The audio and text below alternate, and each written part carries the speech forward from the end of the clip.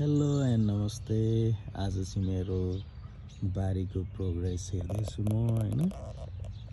मजाले आइरहेको रहेछ।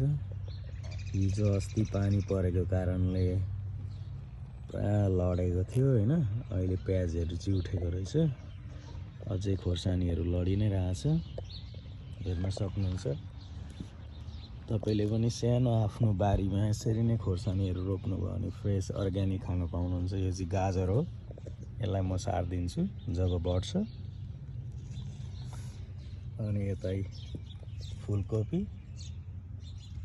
चाहिने चिजहरू रोपेछ मैले, लसुनहरू के यो चाहिँ र्यान्डम बेथु चाहिँ र्यान्डम फलेको छ यसपालि हैन।